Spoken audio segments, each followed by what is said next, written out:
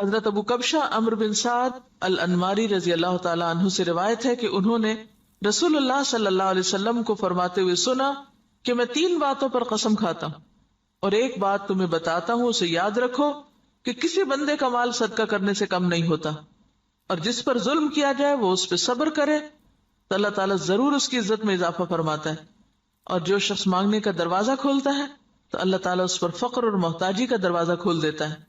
اور ایک بات میں تمہیں بتاتا ہوں، پس اسے یاد رکھو۔ دنیا میں 4 قسم کے لوگ ہیں۔ ایک وہ بندہ جسے اللہ نے مال اور علم عطا کیا، پھر وہ ان کے بارے میں اللہ سے ڈرتا ہے اور رشتہ داروں سے حسن سلوک کرتا ہے، اور ان میں جو اللہ کا حق ہے اسے پہچانتا ہے، اور یہ شخص جنت کے سب سے افضل درجوں میں ہوگا، بہت اونچا۔ اور وہ بندہ جسے اللہ نے علم تو دیا مگر مال نہیں دیا، بس وہ سچی نیت رکھتا ہے اور کہتا ہے اگر میرے پاس مال ہوتا تو یقیناً میں بھی فلاں آدمی کی طرح عمل کرتا، اور فلاں سے مراد اس کی اوپر والی کیٹیگری ہے کہ جس شخص کو اللہ نے مال اور علم دونوں دیے، بس اس کی نیت یہ ہے تو اس کا اور پہلے شخص کا اجر برابر ہے، وہ بھی درجوں کے اعتبار سے قیامت کے دن بلند ترین درجوں میں ہوگا۔ اور وہ بندہ جسے اللہ نے مال دیا اور علم نہیں دیا، بس وہ بغیر علم کے اندھا دھند طریقے سے خرچ کرتا ہے، اس کے بارے میں نہ اپنے رب سے ڈرتا ہے، نہ رشتہ داروں کے حقوق ادا کرتا ہے، اور نہ اللہ کا کوئی حق اس میں پہچانتا ہے، نہ اللہ کا حق دیتا نہ بندوں کا، تو یہ سب سے بدترین منزلت پر ہے۔ اور وہ بندہ نہیں عطا کیا اس کو اللہ نے مال اور نہ علم، تو وہ کہتا ہے اگر میرے پاس مال ہوتا تو یقیناً میں بھی فلاں آدمی کی طرح عمل کرتا، اور فلاں سے مراد اس کی اوپر والی کیٹیگری ہے جو اپنا مال بے انتظامی سے اندھا دھند خرچ کر رہا ہے، بس اس کی نیت یہ ہے تو ان دونوں کا بوجھ برابر ہے۔ اب آپ یہاں دیکھیے کہ آپ صلی اللہ علیہ وسلم نے ساری دنیا کے لوگوں کو 4 حصوں میں بانٹ دیا۔ ایک وہ جس کے پاس مال بھی ہے اور علم بھی ہے، اور جس کو اللہ یہ 2 نعمتیں دے دے اس کی خوش قسمتی کا تو کیا ٹھکانا۔ وہ کیا کرتا ہے؟ مال کو اپنے علم کے ساتھ ایسی ایسی جگہوں پہ خرچ کرتا ہے جہاں سے وہ بہترین فائدے اٹھاتا ہے، یعنی درجہ یا اس کا اجر اور ثواب بہترین پاتا ہے۔ یہ بالکل ایسے ہی ہے کہ جیسے آپ دیکھیں ایک بالکل ان پڑھ تاجر ہوتا ہے جو نہ مارکیٹ کو جانتا ہے، نہ تجارت کے اصول قاعدے جانتا ہے، نہ اسے کوئی پتا ہے، اور وہ تجارت کرنے کھڑا ہو جاتا ہے، تو وہ مال کہاں لگائے گا؟ گواں بیٹھے گا، لاس کر لے گا۔ اور ایک وہ ہے جو پڑھا لکھا تاجر ہے، تجارت سے پہلے اس نے ایک ڈگری کی، یا ڈگری نہیں بھی کی تو ایک تجربہ حاصل کیا ہے، اور وہ مارکیٹ کو بھی جانتا ہے، حالات بھی جانتا ہے بہتر طور پر، اب وہ باقی سب سے آگے نکلتا چلا جائے گا، یعنی اس کا جو پروفٹ ریٹ ہے یا اس کا جو نفع کا جو مقام ہے وہ تو بہت آگے، وہ تو تھوڑے ہی عرصے میں بہت کچھ کما جائے گا، کیونکہ اس کو پتا ہے کہ مال کو کہاں لگانا ہے اور کیسے لگانا ہے۔ اس کے برعکس ناسمجھ شخص کچھ بھی نہیں کر سکے گا، مال ضائع کر دے گا۔ جیسے دنیا میں علم والے مال کو بہتر طور پر استعمال کرنا جانتے ہیں، اسی طرح دین کے علم کے ساتھ بھی انسان اپنے مال کی یا منی مینجمنٹ جو ہے اس کی بہترین حسن تدبیر کرتا ہے اور بہترین جگہوں پر خرچ کرتا ہے۔ مثلا بظاہر عام لوگوں کو وہ ایک چھوٹا سا کام نظر آتا ہے، یہ چھوٹی سی نیکی نظر آتی ہے، لیکن اس کے نزدیک وہ بہت بڑی نیکی ہوتی ہے اور وہ سوچ سمجھ کے خرچ کرتا ہے۔ ایسا شخص بعض اوقات چھوٹی چھوٹی نیکیوں سے بھی بہت بڑے درجے پاتا ہے، ذرے سے بھی وہ اجر عظیمہ کماتا ہے، اپنی اچھی نیت کی وجہ سے، اپنے اچھے طریقے کی وجہ سے، سمجھداری کی وجہ سے۔ تو نتیجہ کیا ہوگا؟ قیامت کے دن وہ اعلیٰ ترین مقام پر ہوگا۔ ایک دوسرا شخص ہے، اس کے پاس مال کوئی نہیں لیکن علم ہے، اس علم کی بنا پر وہ یہ سوچ رکھتا ہے کہ اگر کبھی میرے پاس بھی مال آیا تو میں بھی فلاں کی طرح کا، اس کو آئیڈیالائز کر رہا ہے، فلاں کی طرح نیکی کے کام کروں گا، اور یہ اس کی سچی نیت ہے۔ تو نیت کہتے ہیں پکے ارادے کو، نیت خوش خیالی کو نہیں کہتے، یا کسی خوش فہمی کا نام نیت نہیں ہوتا۔ ہم عام طور پر نیت کس کو قرار دیتے ہیں؟ بس ایک خیال آ جانا، وہ بڑی اچھی نیت ہے، اور تھوڑی دیر کے لیے خوش ہو جانا اپنی نیت سے۔ نہیں، نیت محض خیال نہیں، نیت کیا ہے؟ پکا ارادہ، سچا عزم۔ دنیا ادھر کی ادھر ہو جائے اور وہ شخص نہ بدلے، اس کی نیت نہ پھرے، اس کے ارادے نہ بدلیں، حالات کچھ بھی ہو اس کے ارادے نہ بدلیں۔ ہمارا عام طور پہ کیا حال ہوتا ہے؟ جب ہم اللہ سے راضی ہوتے ہیں تو اللہ کی راہ میں بہت کچھ خرچ کرنا چاہتے ہیں، نیکی بھی بڑی کرنا چاہتے ہیں، جب اللہ سے ناراض ہوتے ہیں پھر کیا کرتے ہیں؟ کسی بندے سے ہم راضی ہوتے ہیں تو اس پہ خوب لٹاتے ہیں، اور جب اگر اس بندے سے ناراض ہو جائے تو پھر ہم اس کو کیا دیتے ہیں؟ پھر اس کو آگ کر دیتے ہیں۔ ایسا ہی ہے نا؟ تو یہ سچی نیت ہے۔ پکا ارادہ نیکی کرنے کا نہیں. پکے ارادے والا کون ہوتا ہے؟ جو کسی کی تعریف، تنقید، حالات کے اچھے یا برے ہونے سے کوئی اثر قبول نہ کرے. جو اس نے نیکی کا ارادہ کیا تھا، ٹھانا تھا، وہ اس پہ جمع رہے کہ میں کسی کی باتوں میں آ کر اپنا کام چھوڑ دوں، کسی کے بہلانے سے، کسی اور دنیا کے حقیر فائدے کی خاطر میں اپنے مشن کو قربان کر دوں. نہیں، وہ احمق و بے وقوف شخص نہیں ہے کہ ایک ہوا کے جھونکے سے ادھر کو اڑ جائے اور دوسرا آیا تو ادھر اڑ جائے. وہ جم کے رہتا ہے اپنے مشن میں، اپنے سوچ میں، اپنے نیکی کا جو ارادہ اس نے کیا اس کو کوئی چیز متزلزل نہیں کرتی. ہمارا حال دیکھیں نا، ہم کئی دفعہ مال خرچ کرنے کا سوچتے ہیں، پھر تھوڑی دیر بعد شیطان آ جاتا ہے اور وہ کیا کرتا ہے؟ نیت خراب کر دیتا. ہوتا ہے نا ایسے کہ نہیں ہوتا کبھی آپ کے ساتھ؟ یہ سچی نیت کوئی نہیں ہوتی.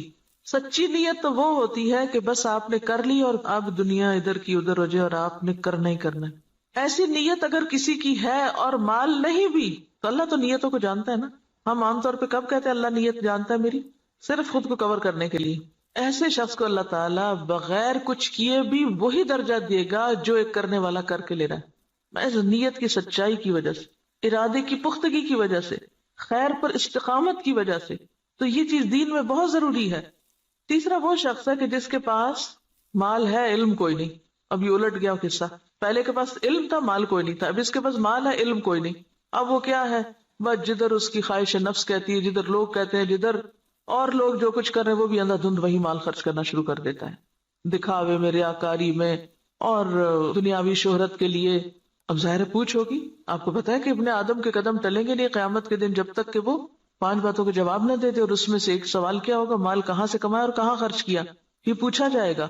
ایسا نہیں ہے کہ بس آپ چھوڑ دیے جائیں گے کہ بھیا اللہ میرا مال تھا، میری مرضی. یہ بات نہیں ہے.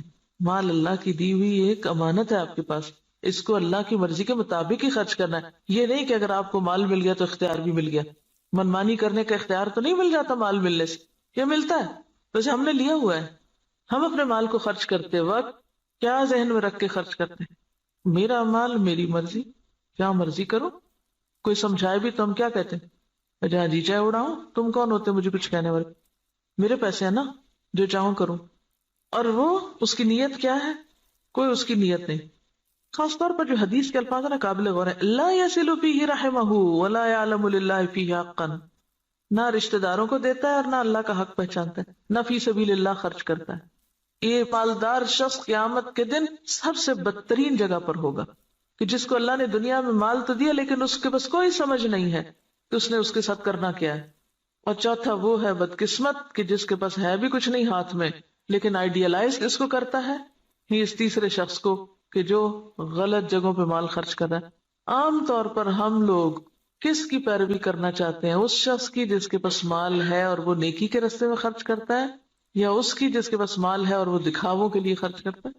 انڈیا کا کوئی امیر ترین شخص اور وہ کہتا ہے کہ میں کھانا تو 2 وقت کا کھاؤں گا، لیکن اگر کوئی شخص اعلیٰ تعلیم حاصل کرنے کے لیے وظیفہ چاہے تو اپنے مال میں سے اس پہ خرچ کروں گا.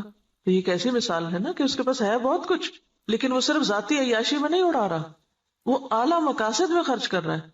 اور لوگوں کے لیے ایک مثال یہ بھی، اور ایک وہ شخص ہے کہ جس کے پاس ہے اور وہ محض خواہشات کی تکمیل میں اور ذاتی خوشی میں خرچ کر رہا ہے. تو نتیجہ کیا ہے؟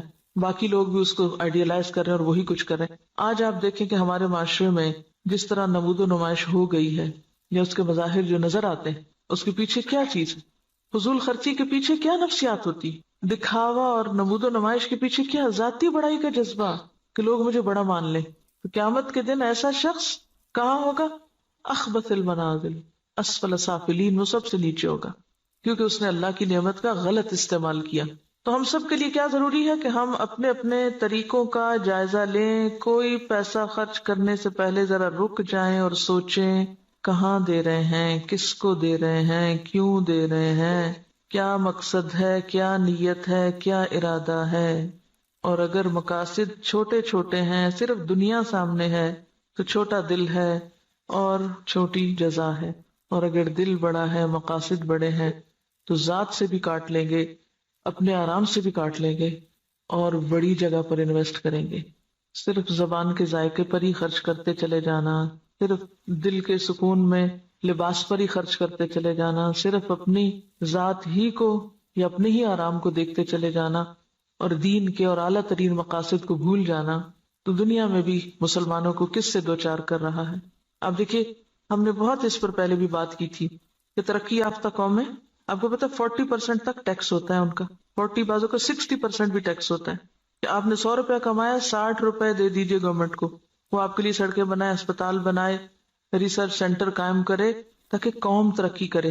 ہمارا کیا حال ہوتا ہے کہ ہم جتنا بھی کمائیں وہ سارے کا سارا پلٹ کر اپنی جیب میں ڈالیں، گھر ہمارا محل ہو، سڑک اور گلی چاہے ہماری ٹوٹی پھوٹی ہو۔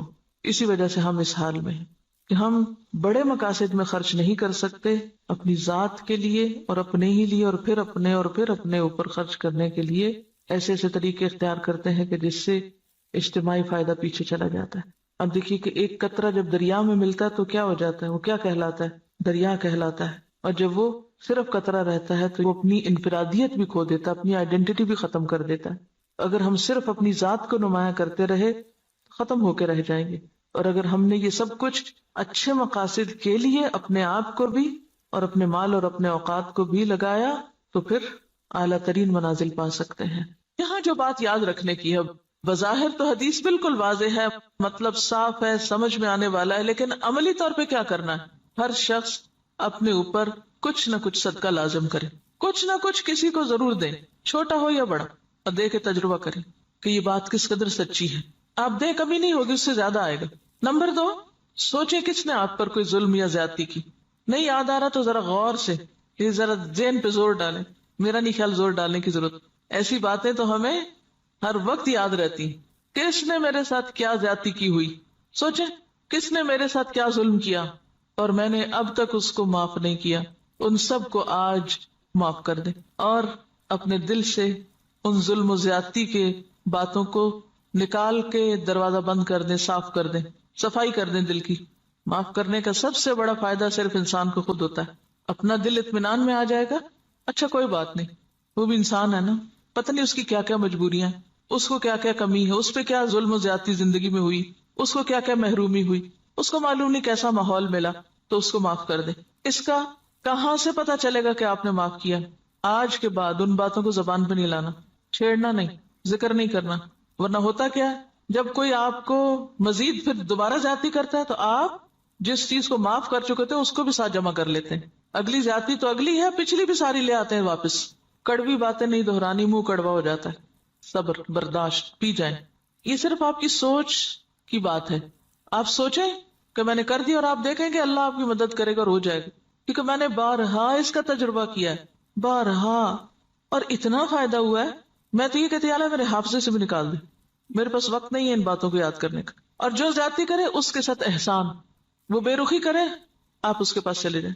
ہے مشکل، لیکن نبی صلی اللہ علیہ وسلم نے قسم کھا کے یہ بات فرمائی ہے، اگر آپ کو واقعی آپ کی قسم پر اعتبار ہے، آپ یہ سوچئے مجھے اپنے پیغمبر کی قسم کا اعتبار ہے، اللہ میری عزت میں ضرور اضافہ کرے گا اگر میں دوسرے کو معاف کر دوں گا۔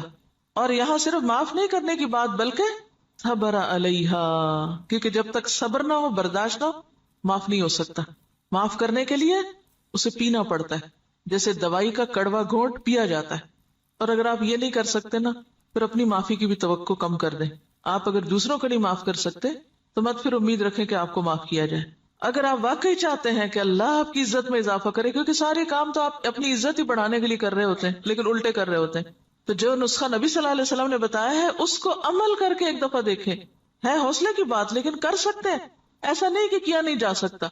اگر آپ اپنی جان کے دشمنوں کو معاف کر سکتے ہیں، حمزہ کے قاتل وحشی کو معاف کر سکتے ہیں، ابو سفیان کی بیوی کو معاف کر سکتے ہیں، ہند کو معاف کر سکتے ہیں، کوئی بدلہ نہیں لیتے، کوئی انتقام نہیں لیتے، کوئی جرمانہ نہیں لیتے، تو وہی لوگ تو پھر آگے جا کے دین کی خدمت اور دین کی عزت کا ذریعہ بنتے ہیں۔ یہ عمل کا وقت ہے۔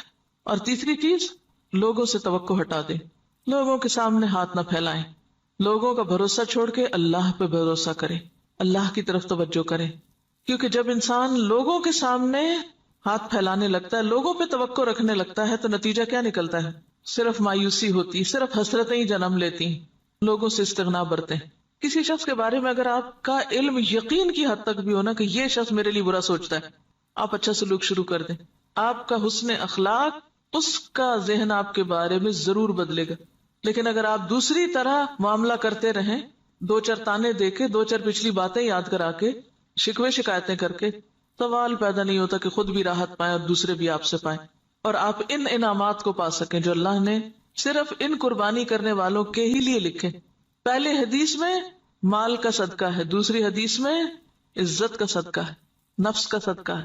مال کا صدقہ پھر آسان ہے، عزت کا صدقہ مشکل. لیکن جو جھکے گا وہی بلند ہو سکے گا، اکڑنے والا کبھی بلند نہیں ہو سکتا. انک لن تخرق الارض ولن تبلغ الجبال طولا. سبحانک اللہم وبحمدک نشہد ان لا الہ الا انت نستغفرک ونتوب الیک. السلام علیکم ورحمۃ اللہ وبرکاتہ.